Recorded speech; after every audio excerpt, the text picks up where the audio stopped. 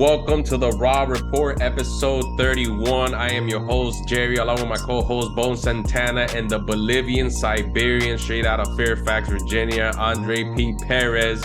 And before we begin today's show, make sure you hit the like, subscribe button, drop a comment. Hit us up on Raw Instagram at Raw Fantasy Sports. And what a week it was to wrap up week 5. And guys, you know, I'm excited because these frauds finally went down, all right? The Cowboys blow it out again on prime time. It wasn't even a joke out here. They got mopped by the 49ers to improve to 5-0. Dak Prescott throwing 3 interceptions and less than 200 yards. That's who you call your quarterback, Jerry Jones? I don't know about all that, man. Tony Pollard, 29 yards. CeeDee Lamb, 49 yards. It just looked like a bunch of amateurs out there. And I only blame Dak Prescott, guys. Talk to me.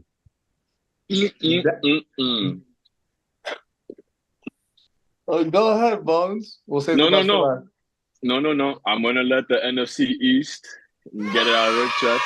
Absolutely, it was an embarrassment, an absolute atrocity to put that team on the field and can call them contenders. I'm sorry, my blood pressure is rising while Dak's stock is falling.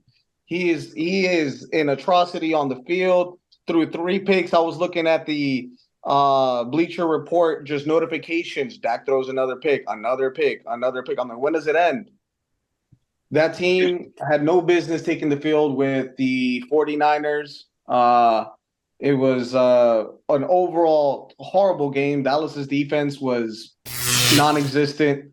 Micah Parsons goes on a podcast and says, "Oh, we'll be back. You'll see us. You know, laugh now, cry later." He's going to cry later, too. The whole team is going to be crying if they see the 49ers in the playoffs. I'm just saying it was abysmal. And as I was saying, pretenders nowhere near the top of the NFC East where the Eagles are. Won't even bring up the Commanders. And the Giants, that's it. On to you. Yeah, and I must say, congratulations to Brock Purdy. 4 touchdowns, 17 completions. McCaffrey doing work out there with a touchdown.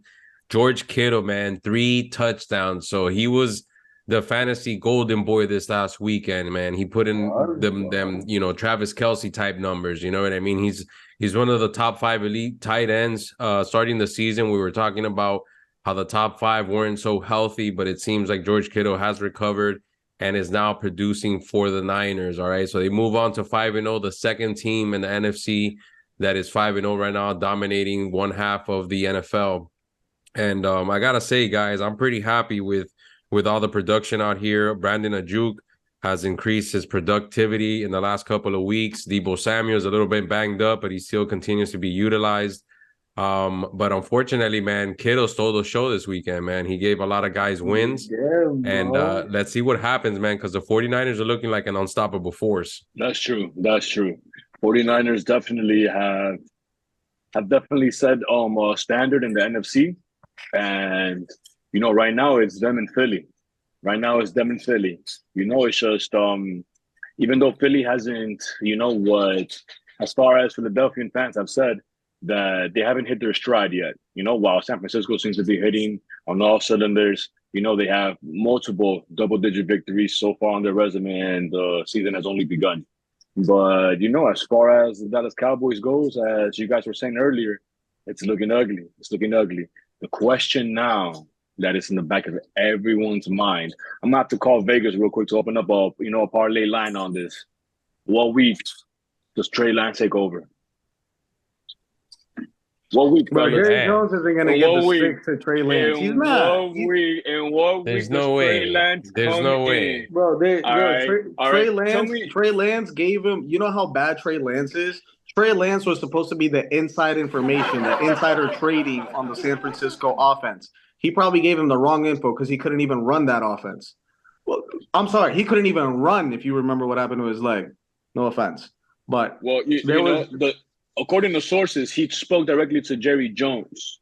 We all know. What is Jerry Jones going to do? Run? He doesn't run the team. He doesn't run the offense. Defense? In Jerry land, he's the offensive coordinator, defensive coordinator, head coach, GM. He's all of that. Jerry So Jones only talks to Trey Lance because he's only half black. Okay, let's just set the record straight. No offense to anybody out there, but Trey Lance isn't going to take over anytime soon. Dak is still the guy there. Yeah, they lost to the best team in the NFL. So, hats off to the 49ers. Brock Purdy looking like a stud out there. You got the best running back in the game, White Boy McCaffrey, Debo, Ayuk, George Kittle came back to life. Might take away Taylor Swift from Travis Kelce. You never know. Um, another pretty white boy there. So let's keep rolling, man. I like what the Niners are doing. I don't like what the Cowboys are doing, but I never did. Yeah, welcome to Death Row. it's probably gonna end up being a 1-2. Eagles leading the division with the Commanders slowly creeping up with the surprise, wild card if they can stay consistent. They've been a They've been up surprise and down, in the man. NFC. They've been up and down. Yeah. Yeah, so we'll see, man. And one thing that's been very prevalent since basically since the season started is the amount of injuries, okay? And it's no different now that we're going into week 6. There's a tremendous amount of injuries going on. Justin Jefferson was just put on IR. He's going to miss approximately 4 weeks, which could translate to 4 games, essentially. And that's a huge blow for most fantasy owners. That's a good chunk of the season, I'd say, if not a quarter of the season. All right, so for somebody to have such a high pick sitting on their bench on IR, and T. Higgins is also out with ribs, okay, a rib injury. Anthony Richardson's another guy who's dealing with a shoulder injury, and a lot of guys, a lot of running backs, guys in particular, they're just banged up all over the place. A lot of hamstring, knee injuries, a lot of ankle injuries, like. We're starting to get to the point where we're picking players that we have no clue where they came from. We're not familiar with their names. It's literally like the Key and Peele skit. Like it's just a bunch of random players. Bones can't even pronounce their names. That's how rare these guys are on the waiver wire. So when you see somebody like what is it, Amari DeMercado, so I'm looking at this like James Conner is out. He has a injury riddled history already. He hasn't played a full season, I think, in 4 years. But Justin Jefferson, that one hurts. That was a lot of people's number one pick. Anyone that had that number one pick, Jay Jettis was almost a foregone conclusion. He's out. Jordan Addison steps up. Osborne steps up. Hawkinson kind of swallows some targets. Right, Anthony Richardson having a great rookie year, explosive on the field, both passing and running, more running so. And those dual threat quarterbacks in fantasy they're just fantasy gold. So if you picked him at the end of the draft, last few rounds, and now he's out, is Gardner Minshew a spot start? Some people are saying that he can throw a little bit better, a little bit more accurate. You never know. It's rough. Who's going to be the Bears running back at this point too? Khalil Herbert banged up, Roshan out with a concussion. Dante Foreman was a healthy scratch, and now he's going to have to be called back up to service. So it's a wild fantasy year, fellas. Yes, there's a lot of scarcity right now amongst running backs, really, and as we know, the bye weeks have already begun. So this is about to cause such a mix-up within fantasy leagues. Okay, we got running backs that are injured. You have a bunch of unknowns coming into the picture within the waiver wire. Okay, there's a lot of waiver wire picks they're about to get hot, and like I mentioned, guys are just gonna have to scramble between filling their benches and getting their backups handy because a lot of these starters are out, and it seems like now wide receivers are starting to go down at an alarming rate as well. Not so much the quarterbacks, but you got Justin Jefferson, T. Higgins, Cooper Kupp. Although he's back, we got to acknowledge the fact that he's still dealing with a hamstring recovery. And Tank Dell was just diagnosed with a concussion, so he's in concussion protocol.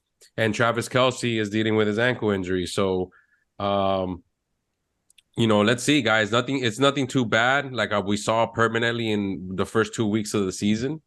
But we are going to start seeing a lot of unknowns come into the picture, man. My barber today just told me about some random guy. He's like, you know who this is? I just could not even answer the question. I'm like, I don't know who that is, guy. So we'll see what happens, guys. Something that's very exciting is the return of Jonathan Taylor. and they managed to work out a new deal out in Indianapolis. They worked out a 3-year extension, I believe, and it should be on and popping out there in Indianapolis. But we did see Zach Moss ball out this weekend. So what does that say for Jonathan Taylor and the Indianapolis Colts moving forward? Do you think this guy Jonathan Taylor is going to be on a snap limit, or are they going to be sharing the ball equally 50%? Oh, absolutely. Absolutely. It's definitely going to be a running back by committee. And yesterday's performance by Moss put a stamp on it, right? So clearly they were going to try to ease up, Taylor's count. But after a career day, 156 yards and 2 tutties, that offensive staff would be foolish to not have a two-headed monster, which basically is what they have in their hands right now. Jonathan Taylor's just 2 years removed from an all-pro season. It's definitely going to take his time to come back, but let's not make the mistake that certain managers in our league did. A couple of people that had Moss dropped him, and most of them had him in their bench. I myself am guilty for one of those. In one of our leagues, I had him on the bench, and as Sunday wore on, I just had to see that go from 7 points, 11, 19, 25, ended up putting up a 30 piece. So let's hold the brakes on Zach Moss. He's definitely worth a roster spot, in any league, whether it's PPR or the other one. And that's definitely going to be the case moving forward, especially with Anthony Richardson being injured, right? Diagnosis already say he's going to be out for a few weeks, so they're going to run that ball heavy. It's definitely Zach Moss season, until they bring Taylor along, or even if he ever comes along like that. Let's not forget that this year was supposed to be a make or break year for him to prove that he still has it. Even though he just got paid, that's still going to be there. Another player to have or to trade for, because he's pretty much rostered in everywhere overall, is Mostert. A-Chain, one of the rookies and one of the rookie candidates for Rookie of the Year, has been diagnosed with a knee injury. So that means they're going to ramp it up with Mostert. Now, also hot on the waiver wire, right? We just got cleared to return to practice off of his initial IR designation is Jeff Wilson. Jeff Wilson from the Miami Dolphins is definitely going to be a hot pickup for anybody that's running back needy right now. If you haven't seen any Miami's games this season, they're definitely running the ball at a high clip. So obviously, Mostert being 31 years of age is not going to be a workhorse. So they're going to have to split that. All right. So Jeff Wilson is definitely going to be somebody that, if you're looking for a running back, is worth the waiver wire. And what else? TJ Hawkinson. With Jettas going down, I know everybody mentioned the receivers, but Hawkinson is going to be the guy who might see his production even double. So that's that for the. Oh, and what's this guy's name that just got traded? Van Jefferson got traded to Atlanta. Now, I don't know about you guys. I don't trust Desmond Ridder like that. So don't fall into that hype. Unless you're desperate for a wide receiver, then go for it. Put in the waiver will claim. But aside from that, no, it's just look elsewhere. Look elsewhere for wide receiver talent, because that's not it over there. No, the bye weeks are definitely going to affect a lot of folks this week, right? So, you make sure you want to prep for this, so you're not scrambling at the last minute. You want to draft accordingly, so you don't have all the same wide receivers out on the same week. But it's fantasy, shit happens. So, I like Rice in Kansas City. He leads the team in targets, not named Kelsey, and as the wide receiver there. Patrick Mahomes likes to spread the ball, but he leads the team in targets. So good thing you mentioned that, because Kelsey may be out Thursday. So it's a short week. It's a short week, and he went back in the game on Sunday. So I think they have Noah Gray as his backup, produced a couple times. So you'll see there Rashid Rice from the Saints, also uptick in targets. You have Olave, Thompson, Michael Thomas out there. So, but these names, aren't household names. They aren't what you write home to your wife about, or in my case, my future ex-wife. So, we'll see who ends up being the gem in the rough this week, right? That's it. Yeah, but And guys, JT coming back, I like it, man. I'm a JT fan. He got paid. Let's get him some money, and if he gets traded, who knows? Maybe he gets traded to Miami. Didn't you have him in a Miami jersey earlier in a few podcasts ago, Bones? You know, I had a Arcane out, wallpaper. Mostert, you know, up there in age.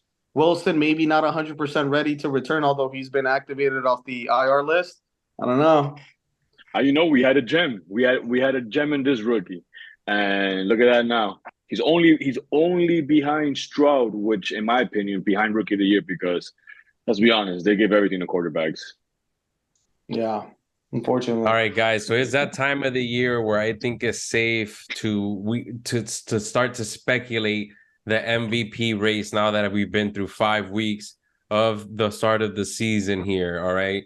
And I think the obvious number one is gonna go to Patty Mahomes because there has to be somebody that surpasses him in performance, man. The guy's a future first ballot Hall of Famer, if you guys could agree with me here. But I think the number 2 and the number 3 picks will definitely surprise a few. I think one of them is a short shot, competitive against Patty Mahomes, which is going to be Jalen Hurts, and I would probably put Tua at number 3 right now. I think that's a fair argument. What do you guys think about your top 3 so far? Tua's definitely up there. I'll give you Tua, but I put Tua ahead of Jalen Hurts. He's not doing the last few weeks.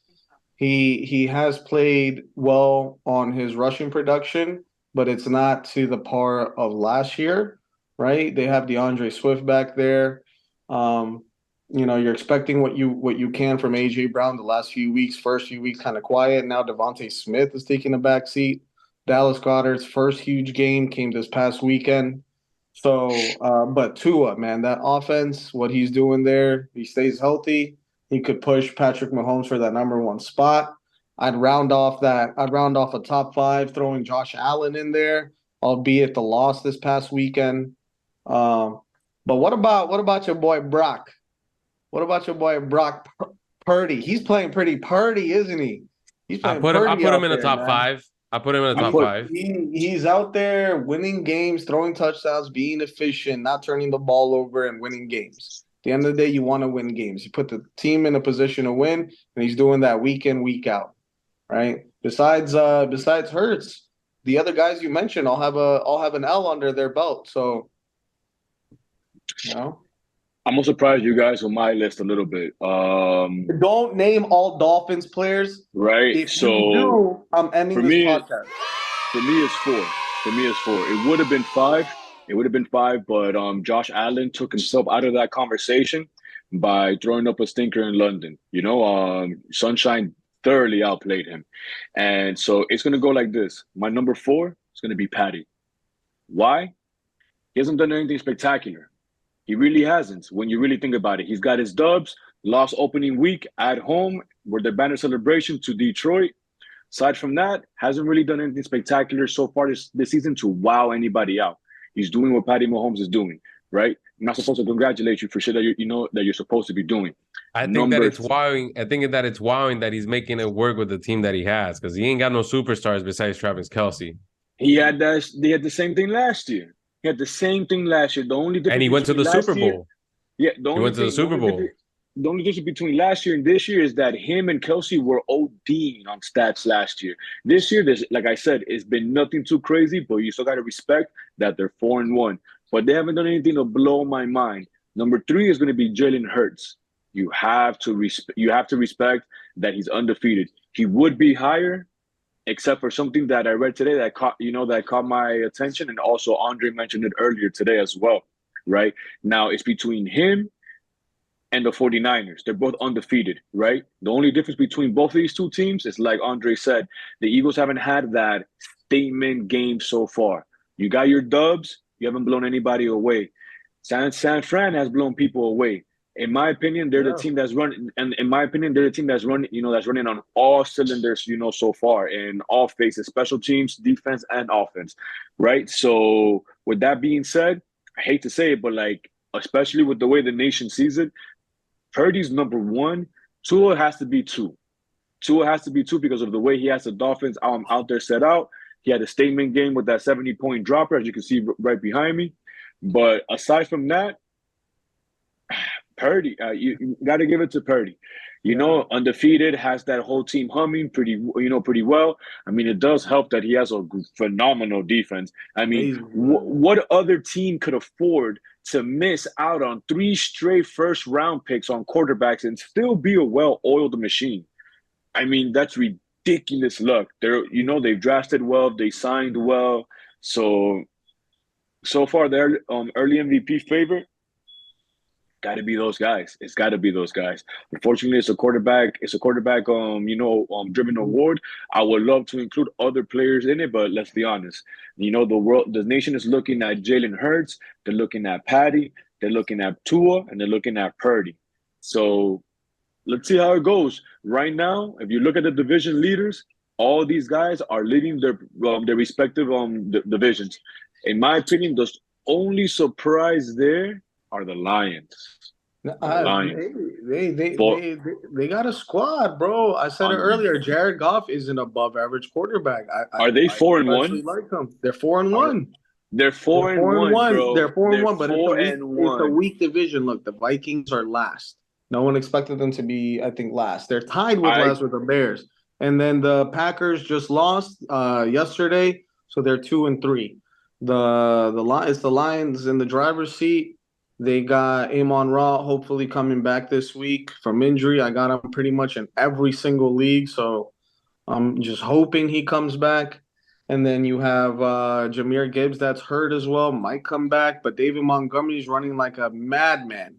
He's running angry. Bro. He's running angry, bro, saying y'all didn't want me in Chicago. Okay, so we have to include him. We have to include him in the conversation because they beat the Chiefs at home. Jared Goff is he's in the talks in like the top 10, at least in voting odds. He is included in the top 10 for MVP, but let's be honest, he's not gonna get the love like that, right? No. People aren't in love with the Detroit Lions. It's early though. It's early, right? Let's see how this all changes. The MVP becomes more clear after like week 12 and 10. You already kind of have a feeling, if it's going to be a 4, 3, or 2-man race up at that point. Yeah, and let's not forget, guys, week 5 coming up. We have another London game going down in Tottenham, and 9:30 a.m. Eastern, Baltimore Ravens with the Titans. Who you guys got in this London series? Bro, you sound like you're from London. And it's Tottenham, all right? Tottenham. You sound like you're from the north, eh? No. What you doing around these parts? Listen, I like the Ravens in this matchup. I like Lamar. I like what they're doing. I like Zay Flowers out there, looking good as a receiver. Finally, they have a good receiver. Odell is, I think he's washed up, but he came out of the game after one play, but then he was able to get back in. So hopefully he stays healthy. That running back carousel, we'll see who gets the rock mostly this time, but it was a tough loss against the Steelers this past week. So I know they have to bounce back. I know Harbaugh was pissed. See, this is how I know that you're not meant for greatness. You're always meant to be in the shadows of second place because you still somehow believe in that Baltimore offense. Right. This is why I obliterated you in this past week's matchup. It's going to be Tennessee, and whoever one of us is wrong wears a pink shirt next podcast. I'll wear no shirt. Would you? Do we have a bet, gentlemen? Do we have a bet? Andre wants to be shirtless. I'll wear pink if he goes shirtless. No. It's either shirtless. I want to see all that talking you're doing, all that running if it helped you out. Let's hit the gym. Whoever can bench 225 more times. Andre, you can't even bench the scoring output I put on you this past week. Oh, we took it to fantasy. We took it to fantasy, guys. I have nothing to say. I have nothing to say to Bones. Bones, catch your breath. Okay, I know I take that breath away whenever you speak to me. Lower your tone next time. I'm smoking on And the as I ashes was of your saying, ancestors right here. I'm as on prime Bolivian ashes, and that's what I'm currently smoking on. Listen, once the the game to watch this week, in my opinion, will be the Lions and Buccaneers. Both teams 3-1. It will be live in Tampa, so you know you got good weather going on. Game of the week, in my opinion, 4:30 p.m. Eastern. Lions and Buccaneers. The Lions are 4-1. The Buccaneers are 3-1, coming off the bye. Lions, because I don't believe in Baker Mayfield the way I believe in Jared Goff. Yeah, easy. Lions, man. I'm telling you, the Lions are for real. I've been saying that. The Lions Listen, are I got legit. I got Mikey Evans in one of my teams, and I just need him to put points, but I am going to put my money on the Lions winning. Mikey Evans points, Lions winning. All right. So that brings us to Monday night, and it's going to be these despicable Dallas Cowboys versus the LA Chargers and Justin Herbert. Yeah, but easy pick, man. Justin Herbert is gonna mop the field.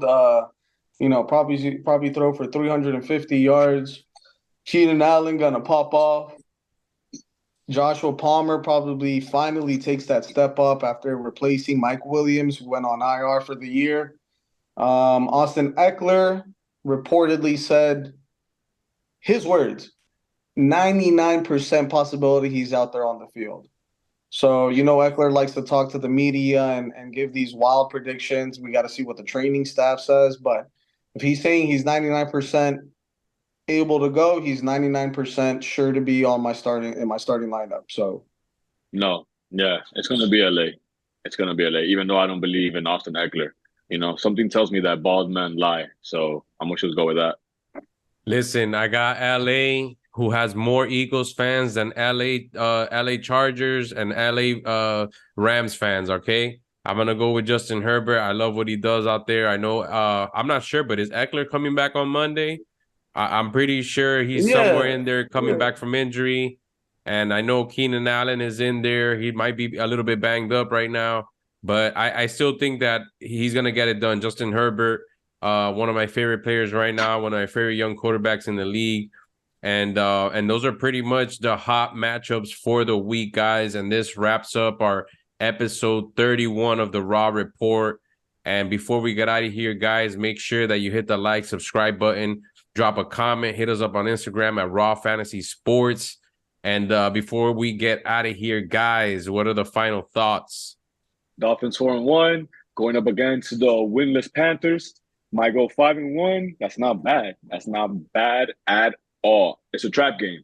Our first trap game because a winless team has nothing to lose. But that sets us up real nice going on the road against the Philadelphia Eagles and Jalen Hurts. That's going to be a matchup. We might record an episode live, people. We might record an episode live because I want to see y'all. I want to see everybody look at Jerry's face while he starts crying like a grown man on Sunday night. Listen, Dolphins, that's Dolphins, the Eagles bet I next want to week in see. Philly. Okay. I gotta see that, and then Next episode, live streaming. Final thoughts is I think Bones should start the show with a muzzle on because I know our viewers are tired of hearing his antics, the preposterous things that come out of his mouth. Lord forbid him be around within 150 feet from a school. But that said, the Commanders go up against the Falcons. Going to be a nice game there. Hopefully, Sam Howell picks it up. We get a win out there as a Commanders fan, Redskins fan. The snooze fest of the week is going to be the Vikings versus the Bears, 2 1-4 teams. They'll probably end in a tie. And that's it. The Eagles are going to smoke the Jets, Jerry. I think they're going to win by 50 points. Oh, you guys play the Jets? That's right, baby. It's gonna be another slaughtering out here, baby. Bloodbath. 6-0. Where? 6-0. At Philly or at New York? In New York. It doesn't matter. It could be in the middle of the vacant lot. No. Down Hay Arnold's neighborhood, okay? We're gonna beat them. We're gonna mop the floor with them, all right? It's gonna be in New Jersey, all right? Shout outs to our man X out here. East Rutherford, New Jersey.